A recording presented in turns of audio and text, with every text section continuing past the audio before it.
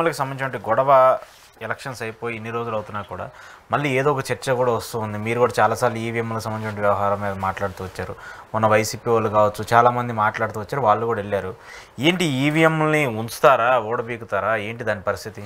ఈవీఎంలు ఓడబీకితే మా బీజేపీ ఎట్లా పరిపాలించగలదు? బీజేపీ కూటమి అధికారంలోకి వచ్చేది కాదు. నాకు తెలిసి మన ఛానలే ఫస్ట్, మన ఛానల్లోనే నేను ఫస్ట్ బ్రేక్ చేశాను ఈవీఎంల విషయం. సో ఈవీఎంలలో ఖచ్చితంగా అవినీతి జరిగింది. అవినీతి జరిగింది అని ఆధారాలు ఏంటయ్యా అంటే, వాళ్ళు సుప్రీంకోర్టు ఒక ఆదేశం ఇచ్చింది 26 ఏప్రిల్ 2024న. ఎవరికైనా సరే అభ్యర్థులకి ఈవీఎంల పనితీరు మీద అనుమానాలు ఉంటే దాని మీద వెరిఫికేషన్ కోసం దరఖాస్తు చేసుకోవచ్చు. వాళ్ళ నియోజకవర్గంలో 5% పోలింగ్ స్టేషన్లో వాళ్ళు దీనికోసం అప్లై చేసుకోవచ్చు అని చెప్పి ఎన్నికల కమిషన్కి ఆ ఈవీఎం వెరిఫికేషన్ ప్రక్రియ కోసం ఒక స్టాండర్డ్ ఆపరేషన్ ప్రొసీజర్ రూపొందించమని చెప్పింది. అలాగే దానికి ఫీజు అంతా కూడా నిర్ధారించమని చెప్పింది. సుప్రీంకోర్టు ఇచ్చిన ఆ స్టాండర్డ్ ఆపరేషన్ ప్రొసీజర్ అంటే 1 జూన్ 2024 ఇచ్చిన ఆ స్టాండర్డ్ ఆపరేషన్ ప్రొసీజర్, దాంట్లో ఒకసారి చదివితే అది ఈవీఎంలో అవకతవకల్ని పట్టుకునేందుకు బదులు అవకతవకలు చేసిన వారిని తప్పించేందుకు రూపొందించబడింది. ఓకే, దీనిని మన ఆంధ్రప్రదేశ్లో ఏంటంటే ఎన్నికలైన వెంటనే వచ్చిన స్టాండర్డ్ ఆపరేషన్ ప్రొసీజర్ అంటే 1 జూన్న మీకు ఎస్ఓపి వచ్చింది, 4న ఫలితాలు వచ్చాయి. దాన్ని చదివి అర్థం చేసుకుని దాంట్లో అవకతవకలు ఏంటి, లోటుపాటు ఏంటి అని అర్థం చేసుకోవడంలో వైసీపీకి అంత సమయం లేదు. ఓకే, 7 రోజుల లోపలే మీరు అప్లై చేయాలి. సో 4వ తారీఖున ఫలితాలు వస్తే 11వ తారీఖు లోపల మీరు అప్లై చేయాలి. 11 కాదు, 10 తారీఖు లోపల అప్లై చేయాలి. అదొక పెద్ద స్కామ్. సో ఆ తర్వాత దాన్ని పూర్తిగా అధ్యయనం చేసిన తర్వాత మా హర్యానాలో ఎన్నికలు జరిగినాయి.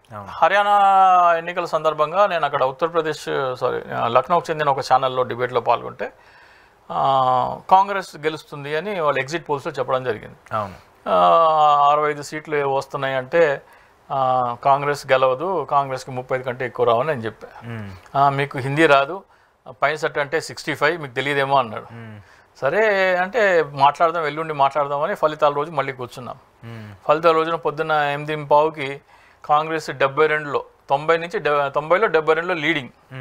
ఏంటండి 72లో లీడింగ్ ఉంటే మీరేమో ఓడిపోద్ది అంటున్నారంటే, గంట ఆగండి అన్న, 37 పడిపోయింది, ఓడిపోయింది.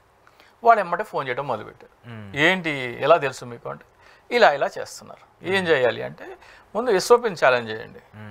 ఎస్ఓపిని ఛాలెంజ్ చేయమంటే మహారాష్ట్ర అయిపోయింది. మహారాష్ట్ర వాళ్ళు ఎస్ఓపి ఛాలెంజ్ చేశారు. మళ్ళీ ఈ లోపల హర్యానా ఎస్ఓపి ఛాలెంజ్ చేశారు. ఈ లోపల మహారాష్ట్ర ఎన్నికలు వచ్చాయి. మహారాష్ట్ర ఎన్నికలు కూడా తారుమారు అవుతాయి అని చెప్పాను, తారుమారండి. వాళ్ళు నాగ్పూర్లో మీటింగ్ పెట్టుకుంటే నన్ను పిలిచారు. ఏం చేయాలంటే ఇవన్నీ చేయాలని హర్యానా మహారాష్ట్ర వాళ్ళ అభ్యర్థులతో ఈ ఎస్ఓపిని ఛాలెంజ్ చేయడం జరిగింది. ఎస్ఓపిని ఛాలెంజ్ చేస్తే సుప్రీంకోర్టు చీవాట్లు పెట్టారు. చీవాట్లు పెడితే first of all supreme court justice Sanjiv Khanna ఏం చెప్పారంటే, ఆయన పేజ్ నెంబర్ 37 పారా నెంబర్ 76Bలో ఈవీఎంల వెరిఫికేషన్ మైక్రో కంట్రోలర్ల వెరిఫికేషన్ ద్వారా చేపట్టాలి అని చెప్పారు. ఎన్నికల కమిషన్ ఆ మైక్రో కంట్రోలర్ వెరిఫికేషన్ ఎత్తేసింది మొత్తం. ఎస్ఓపిలో అసలు దానికి మెన్షనే లేదు, దాని ప్రస్తావనే లేదు. సుప్రీంకోర్టు ఏ పరీక్ష అయితే చేసి ఈవీఎంలో అవినీతి జరిగిందో లేదో నిర్ధారించమని చెప్పిందో, ఆ వెరిఫికేషన్ ప్రక్రియ కోసం రూపొందించిన ఎస్ఓపిలో ఈ మైక్రో కంట్రోలర్ల పరీక్షే లేకుండా ఎత్తేసింది. ఓకే, అది ఫస్ట్. Second, data delete.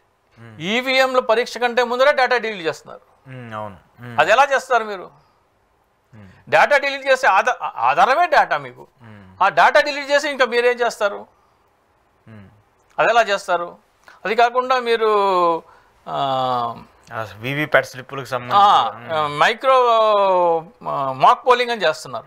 మాక్ పోలింగ్లో అభ్యర్థి పేరు, అభ్యర్థి పార్టీ పేరు, అభ్యర్థి ఎన్నికల గుర్తు లేకుండా ఏదో డమ్మీ అభ్యర్థి పేరు, డమ్మీ పార్టీ పేరు, డమ్మీ ఎన్నికల గుర్తుతో మాక్ పోలింగ్ చేస్తామంటున్నారు.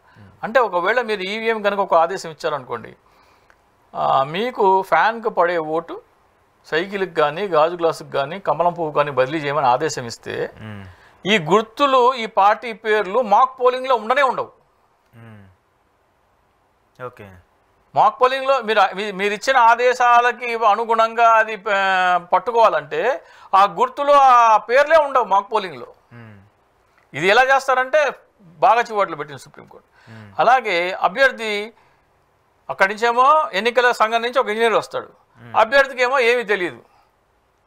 వెరిఫికేషన్ అంటే మైక్రో కంట్రోల్ వెరిఫికేషన్ అంటే అభ్యర్థికి ఏం తెలియదు. మరి ఆయనకి ఎట్లా అంటే టెక్నికల్ ఎక్స్పర్ట్ని అభ్యర్థి కూడా తీసుకెళ్లే వెసులుబాటు కావాలని మేము అడిగాం, దాన్ని కూడా ఒప్పుకున్నారు. అలాగే ఫీజు మీరు ఒక నియోజకవర్గం పోటీ చేయాలంటే 10,000 డిపాజిట్ కట్టాలి. కానీ ఒక అభ్యర్థి ఒక పోలింగ్ స్టేషన్ ఈవీఎం వెరిఫికేషన్ చేయాలంటే 47,200 ఫీజు పెట్టారు.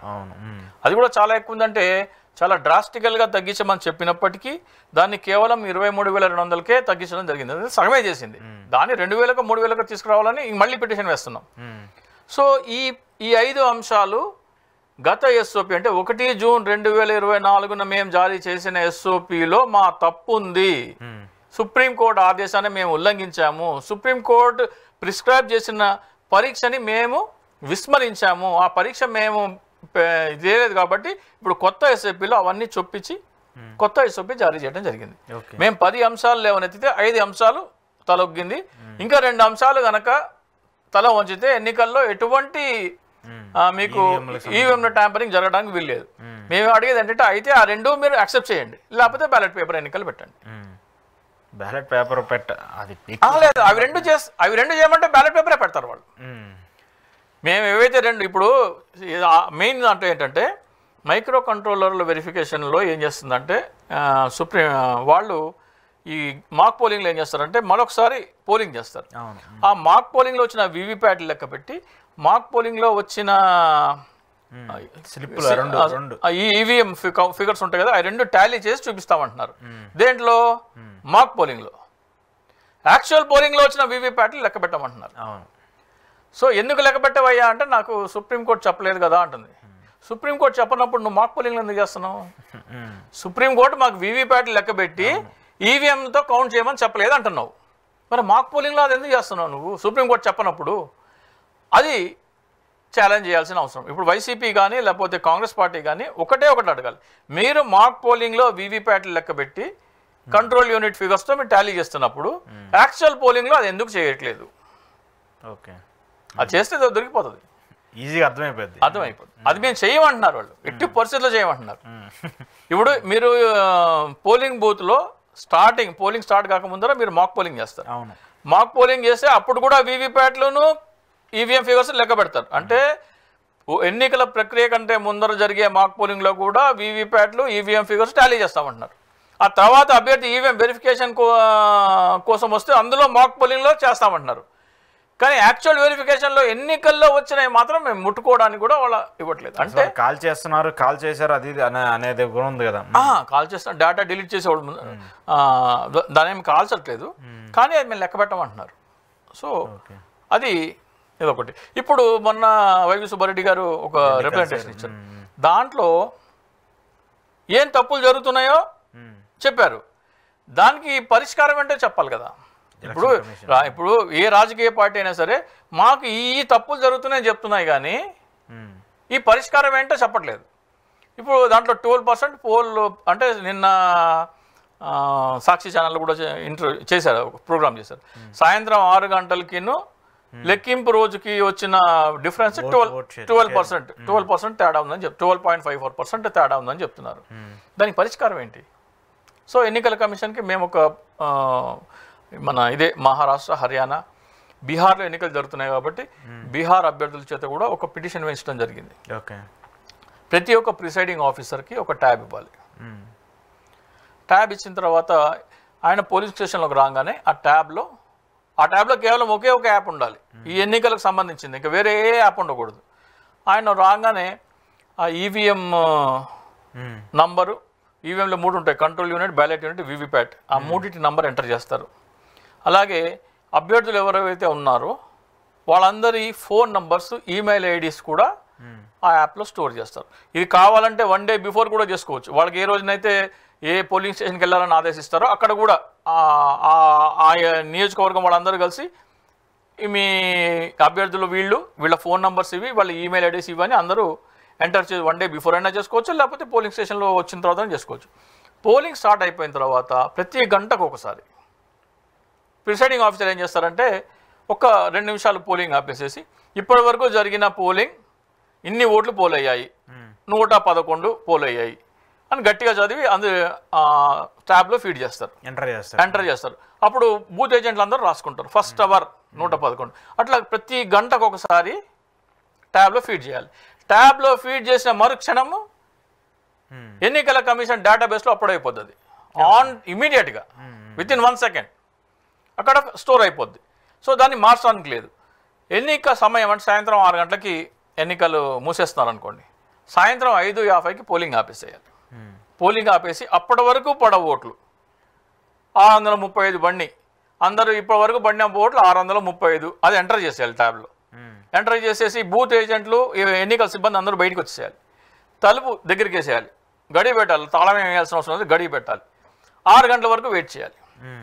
ఎవరైనా క్యూలో ఉంటే ఎవరు, లేకపోతే ఇబ్బంది లేదు. ఎవరైనా క్యూలో ఉంటే వాళ్ళకి టోకెన్స్ ఇష్యూ చేయాలి. టోకెన్స్ ఎంత సైజు ఉండాలి? A4 ఇంత ఉండాలి. A4 సైజులో పావు వంతు. దాని మీద టోకెన్ నెంబర్ రాయాలి. టోకెన్ నెంబర్ రాసి ప్రిసైడింగ్ ఆఫీసర్ సంతకము, సీలు ఇచ్చి టోకెన్ నెంబర్ 635 వరకు ఇక్కడ ఫీడ్ చేశారు కదా, 636 నుంచి టోకెన్ నెంబర్ ఇవ్వాలి. 636 నుంచి 6 గంటల వరకు, అంటే 6 అయితే 6 అవ్వచ్చు, 7 అయితే 7 అవ్వచ్చు, క్లోజింగ్ టైం ఏదైతే అంతవరకు ఉన్న వాళ్ళందరినీ ఆ టోకెన్లు ఇచ్చి చేసి ఆ లాస్ట్ టోకెన్ నంబర్ 6 గంటలకి 636 నుంచి ఇచ్చారు కదా, 650 మంది ఉందనుకోండి, 685 ఎమ్మటే ట్యాబ్లో ఎంటర్ చేయాలి లాస్ట్ టైం వరకు. ఇంకా అది మార్చడానికి లేదు. ఆ తర్వాత లోపలికి వెళ్ళి ఎవరికైతే టోకెన్లు ఇచ్చారో వాళ్ళందరినీ ఓట్లకి అలౌ చేయాలి. వాళ్ళందరినీ లోపలికి అలౌ చేసే ముందర 6 గంటకి లాస్ట్ టోకెన్ ఇష్యూ చేసిన తర్వాత 636 అంటే ఫస్ట్ ఓట్ స్లిప్ ఉన్న వాళ్ళని ఫస్ట్ వాళ్ళ దగ్గర నుంచి ఇలా పట్టుకోమనాలి. టోకెన్ నెంబర్ అలా పట్టుకుంటే వాడి ఫేస్ టోకెన్ నంబరు కనపడేలాగా లాస్ట్ మనిషి వరకు వీడియో తీయాలి. వీడియో తీసి ఎమ్మటే దాన్ని అప్లోడ్ చేయాలి ట్యాబ్ ద్వారా.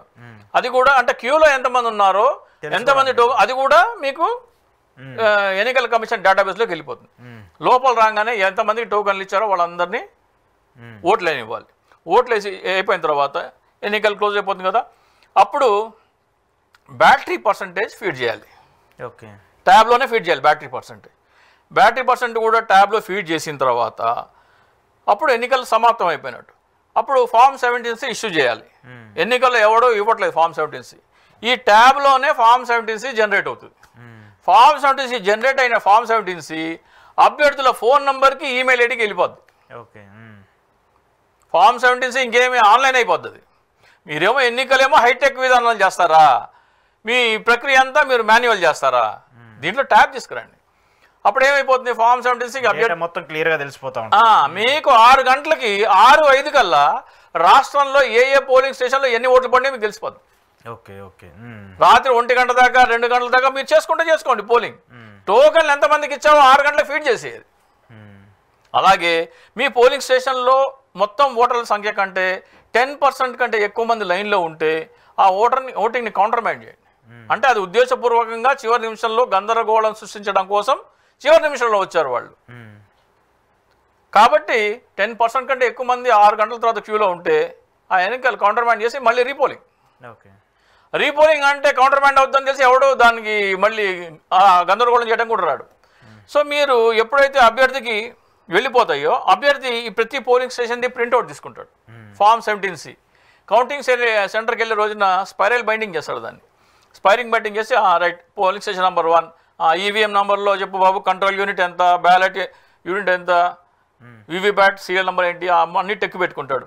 బ్యాటరీ పర్సంటేజ్ ఆ రోజు ఎంత ఉంది బాబు చెప్పు, ఆ రోజున 56% ఉంది, అరే ఇప్పుడు ఏంటి 99% ఉంది, పక్కన పెట్టేది 99% ఎట్లా పెరుగుద్ది, పక్కన పెట్టి ఆ రోజున మీరు ఫీడ్ చేశారు కదా 56%, ఈ రోజున 99% చూపిస్తుంది. దీని సంగతి పక్కన పెట్టు. ఎవరైతే జెన్యూన్ ఉన్నాయో అవన్నీ కౌంటింగ్ అవ్వనివ్వండి. అప్పుడు ఏమవుతుంది, మీ దగ్గర ప్రతి పోలింగ్ స్టేషన్లో ఏం జరిగిందో క్లియర్ కట్గా ఆ అభ్యర్థి దగ్గర ఉంటుంది. ఆయన 17C మొత్తం స్పైరల్ బైండింగ్ చేయించి మొత్తం అన్ని పోలింగ్ స్టేషన్లు ఒక 4 కాపీలు తీసి పట్టుకొని చెక్ చేసుకుంటాడు. ఇప్పుడు ఫామ్ 17Cలో ఎవరి దగ్గర లేవు. సో ఇంత పకడ్బందీగా చేస్తేనే ఎన్నికలు సజావుగా జరుగుతాయి. మీరు ఈవీఎంలతో చేయండి లేదా మీరు బ్యాలెట్ పేపర్తో చేయండి, ఈ ప్రక్రియను అమలు చేయండి అని రాజకీయ పార్టీలు కోరాలి, ప్రజలు కూడా కోరాలి. ప్రజలు కూడా ఏం చేయాలి, మాకు బ్యాలెట్ పేపర్ వద్దండి, మాకు ఈవీఎంలు వద్దండి, బ్యాలెట్ పేపర్ ఎన్నికలు కావాలని ప్రతి ఓటరు ప్రజావాణి ఉంటుంది కదా కలెక్టర్ ఆఫీస్లో ఎవ్రీ మండే ఒక అప్లికేషన్ ఇవ్వమండి, ఒక రిప్రజెంటేషన్ ఇవ్వమండి. నేను ఇది, నా పేరు ఇది, నా గ్రామం ఇది, నా ఓటర్ ఐడి కార్డు నంబర్ ఇది, నేను ఈవీఎంల ద్వారా ఎన్నికలకి నేను వ్యతిరేకము, నాకు బ్యాలెట్ పేపర్ ఎన్నికలు కావాలి అని ప్రతి ఒక్క పౌరుడు కలెక్టర్ ఆఫీస్కి ఒక రిప్రజెంటేషన్ ఇచ్చి దాని మీద అక్నాలెడ్జ్మెంట్ తీసుకుంటే ఆంధ్రప్రదేశ్ నుంచి వెళ్తుంది ఎన్నికల కమిషన్. ఆంధ్రప్రదేశ్లో ఎవడు ఈవీఎంలో వద్దంటున్నాడు.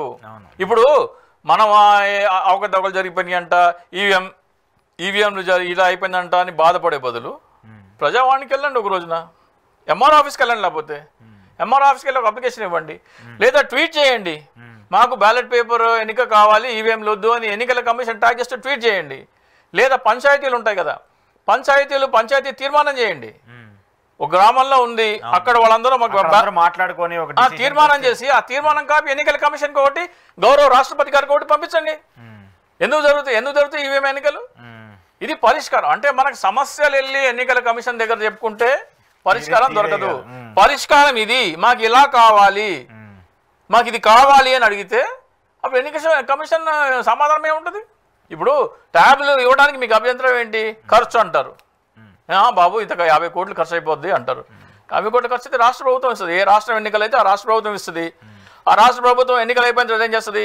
10వ తరగతి పరీక్షలు అయి ఉంటాయి 2025లో. సపోజ్ ఇప్పుడు బీహార్లో ఎన్నికలు ఉన్నాయి, వాళ్ళకి అదే చెప్పాను, 50 కోట్లు ఖర్చు అవుతుంది. 2025లో బిలో పావర్టీ లైన్లో 10th క్లాస్లో మెరిట్ ఎవరికైతే ఎక్కువ మార్కులు వచ్చారో వాళ్ళందరికీ పనిచేసేయండి, వాళ్ళకి ఇంటర్లో పనికి వస్తాయి ఆ ట్యాబ్ల తర్వాత.